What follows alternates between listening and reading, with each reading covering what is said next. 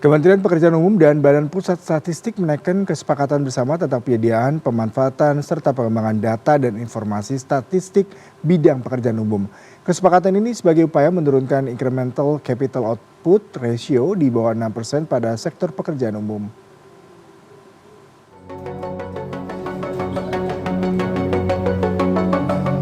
Menteri PU Dodi Hanggodo menjelaskan program PU 608 akan disempurnakan dan disesuaikan dengan 8 prioritas nasional yang disampaikan Presiden dalam pidato kenegaraan kemarin.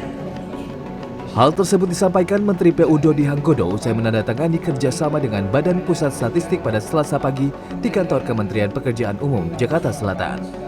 Penyesuaian tersebut meliputi infrastruktur dasar, konektivitas, hingga infrastruktur berkelanjutan yang bisa langsung memberi dampak bagi pertumbuhan ekonomi. Dalam konteks ketahanan energi, Dodi menegaskan bendungan-bendungan yang telah terbangun akan dikembangkan untuk pembangkit listrik tenaga air sehingga mendukung arah pemerintah dalam mendorong energi baru terbarukan di masa depan. Sebenarnya ICOR itu kan lebih pentingnya adalah bahwa apapun yang kita kerjakan hari ini itu dikerjakan secara efektif, efisien. Katakan tadi Mas menyinggung soal bendungan tidak hanya dipakai untuk mengendalikan banjir.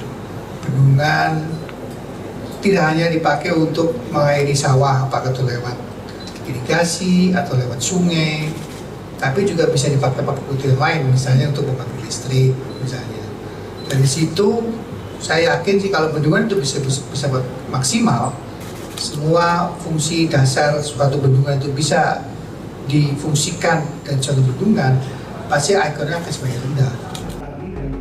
Selain itu, Kementerian PU dan BPS menandatangani MOU untuk pengukuran ICOR atau Incremental Capital Output Ratio. ICOR merupakan indikator efisiensi investasi yang sangat penting dalam menilai daya dorong infrastruktur terhadap pertumbuhan ekonomi.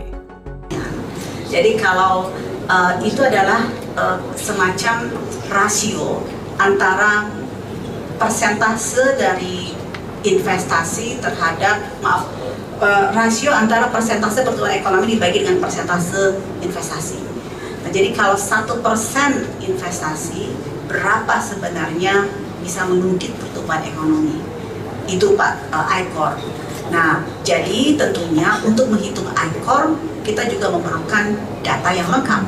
Nah, ini yang nanti kita kerjasama bagaimana pertukaran data antara BPS dengan Kementerian PU. Melalui penyelarasan PU 608, optimalisasi bendungan untuk energi baru terbarukan dan pengukuran ICOR bersama BPS, Kementerian PU diharapkan mampu mendukung penuh prioritas pembangunan Presiden Prabowo Subianto dalam mewujudkan pertumbuhan ekonomi nasional berkelanjutan.